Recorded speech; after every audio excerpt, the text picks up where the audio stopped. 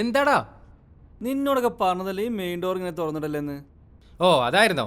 എൻ്റെ ഒരു ലൈഫാണ് മുസ്തു നീ കളഞ്ഞത്. നിന്റെ ഒരു ഗെയിമും ലൈഫും ഇതുപോലെ തീരെ കെയർലെസ് ആയി ഈ ഡോർ ഇങ്ങനെ തുറന്നിട്ടാ ഇന്നലെ എൻ്റെ ഫോൺ പോയത്. ഡോർ ലോക്കായിരുന്നല്ലോ. ആ ചിലപ്പോൾ ഇതിനെങ്ങാനും തുറന്നായിരിക്കും. നിന്റെയൊക്കെ സ്വഭാവം അറിയുന്നതുകൊണ്ട് ഞാൻ ശരവണ ഭവന്ന് ഭക്ഷണം കഴിച്ചത് നന്നായി. മിഥുനെ, ഇന്നലെ ഫോൺ പോയപ്പോഴേ ഞാൻ നിങ്ങളുടെ അടുത്ത് പറഞ്ഞതല്ലേ മെയിൻ ഡോർ അടച്ചിടുന്ന്. ഇന്നിപ്പോൾ അത് വീണ്ടും തുറന്നിട്ടിരിക്കുന്നു. നീ ഈ ഫ്ലാറ്റിൽ വന്നപ്പോൾ തൊട്ട് തുടങ്ങിയ നിപ്പാണല്ലോ ഈ ജനലടുത്ത്. ഇവൻ്റെ പഴയ ഫ്ലാറ്റിൽ ജനലില്ലായിരിക്കും ചിലപ്പോൾ.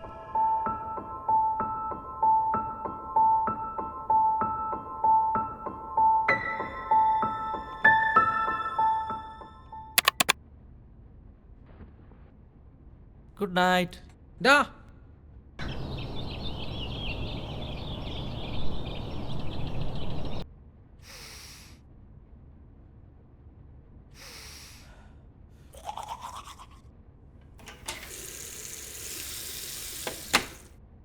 വാതിൽ കുറ്റിയിട്ട് കുളിച്ചിടും ഇതിനെ.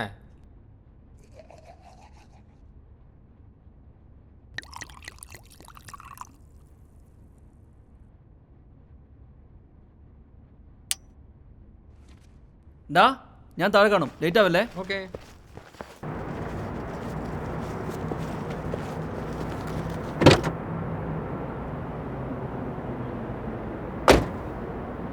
മോർണിംഗ്. മോർണിംഗ്. ആസ് യൂഷ്വൽ ശ്യാമിനെ വെയിറ്റ് ചെയ്തിരിക്കുകയാണോ? അതെ അതെ. ആയിക്കോട്ടെ.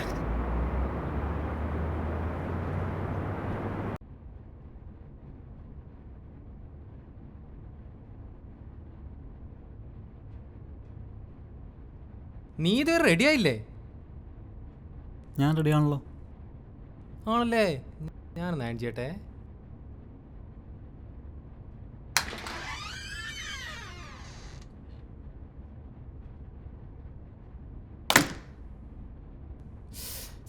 Iron box off യമർ.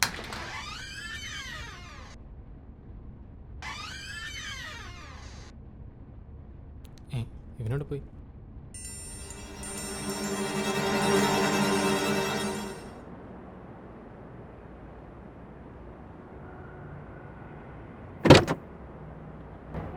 മിഥുനെവിടെ? അവൻ വന്നില്ലേ? അതാ വരുന്നു.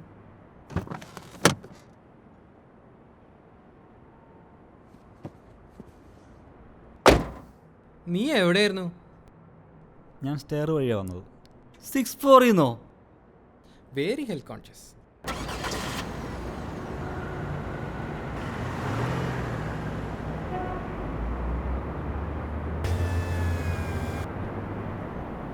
മിഥുൻ, AC ഓണാണ്. ആ വിൻഡോ ക്ലോസ് ചെയ്തേ.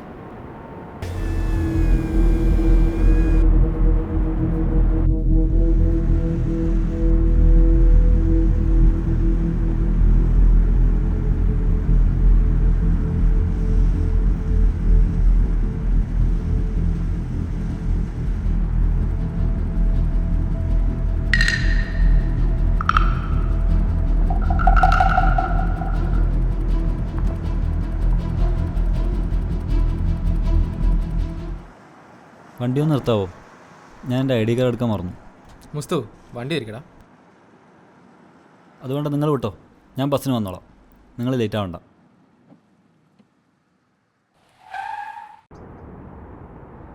നീ ഇറങ്ങിക്കോ, അവൻ ബസ്സിന് വന്നോളൂ.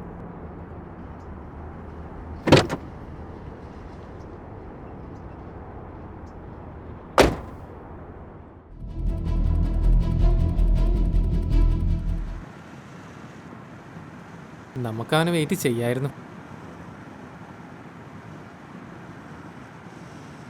വേണ്ട, അവൻ ബസ്സിന് വന്നോട്ടെ. അവൻ നമുക്ക് സെറ്റാവില്ലടാ.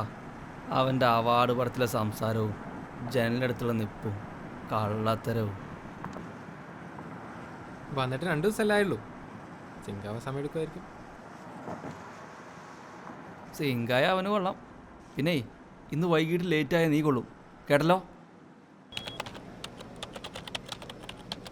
I'll fix it. Okay. No delay.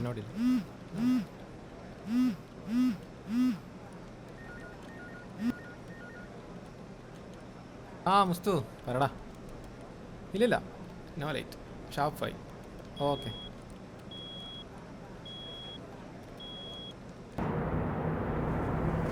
ഇന്ന് ഒടുക്കത്തെ ബിസി ആയിരുന്നല്ലേ. മിഥുൻ പോയല്ലേ? ആളൊരു സ്പെഷ്യൽ ക്യാരക്ടറാണല്ലേ. ഞാൻ പറഞ്ഞില്ലേ, ഹീസ് എൻ ഓഡ് ബോൾ.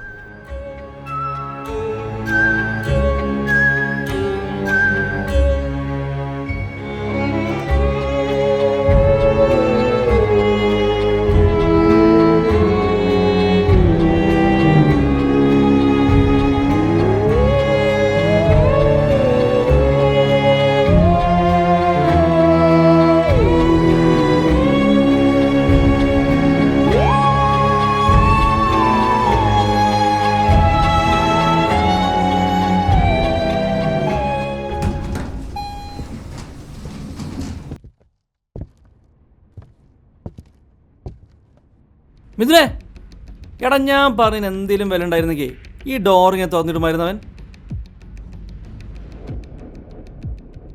നീ ഈ ഡോർ തുറന്നിട്ട് എവിടെ പോയി കിടക്കായിരുന്നു? ഇന്നലെ പ്രത്യേകം പറഞ്ഞല്ലോ ഞാൻ.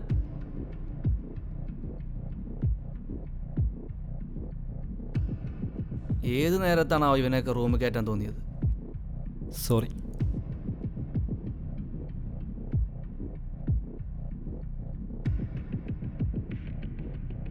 ഡാ, ഞാൻ രാവിലെ ടേബിളിൽ വെച്ച മാല കാണുന്നില്ല.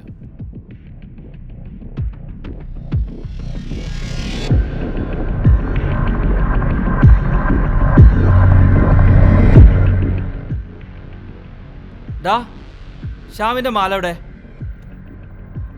മാല? നീ വല്ലാതെ നമ്പറടല്ലേ. നീ വന്നെന്ന് എൻ്റെ ഫോൺ പോയി. ഇന്നിപ്പോൾ ഷ്യാമിന്റെ മാല പോയി. നീ ഇന്ന് രാവിലെ ID കാർഡ് മറന്നു വെച്ചു എന്നുള്ളത് കള്ളം പറഞ്ഞതല്ലടാ. ഇല്ലാത്തത് പറയരുത്. മാല ഞാൻ എടുത്തില്ല. ഇതിനൊരു തീരുമാനമായിട്ട് നീ പുറത്തിറങ്ങിയാൽ മതി.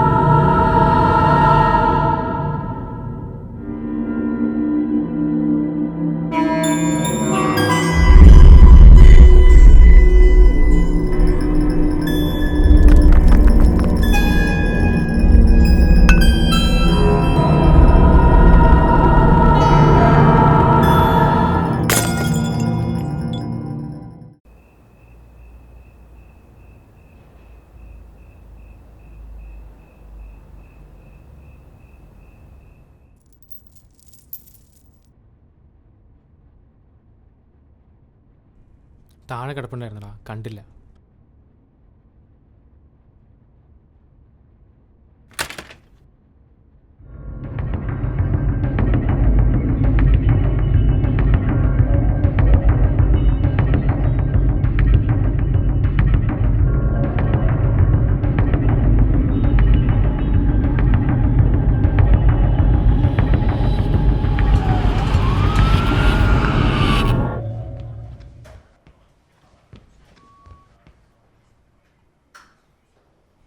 മിഥുൻ്റെ കൂടെയുള്ളവർ ഡോക്ടർ വിളിക്കുന്നു.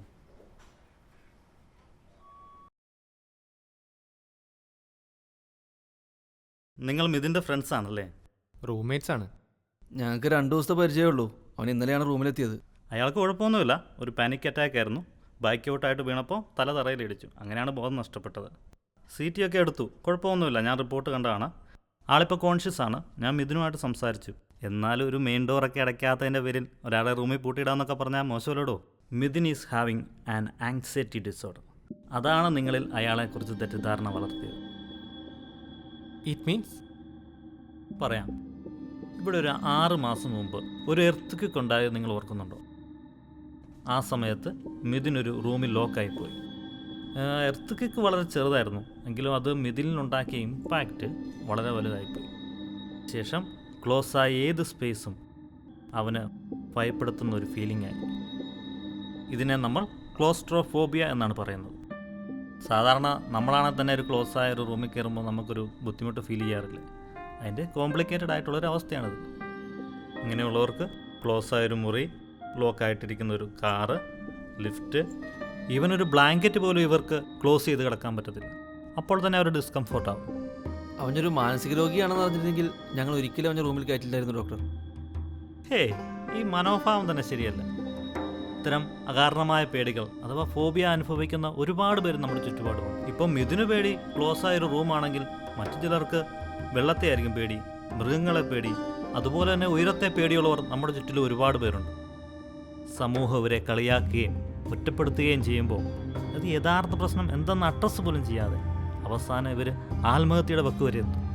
മിഥുനിപ്പോൾ ആവശ്യം നിങ്ങളുടെ സപ്പോർട്ട് മാത്രമാണ്. ഈ കാരണത്താൽ അവനെ 2 ഫ്ലാറ്റിൽ നിന്ന് ഇറക്കി വിട്ടു. ഈ സമയത്ത് നിങ്ങളൂടെ അയാളെ ഇറക്കി വിട്ടാൽ അയാളുടെ അവസ്ഥ വളരെ പരിതാപകരമായിരിക്കും. നിങ്ങളുടെ സപ്പോർട്ടും കോഗ്നിറ്റീവ് തെറാപ്പിയും ഉണ്ടെങ്കിൽ മിഥുനെ നമുക്ക് മെഡിക്കലാക്കാം.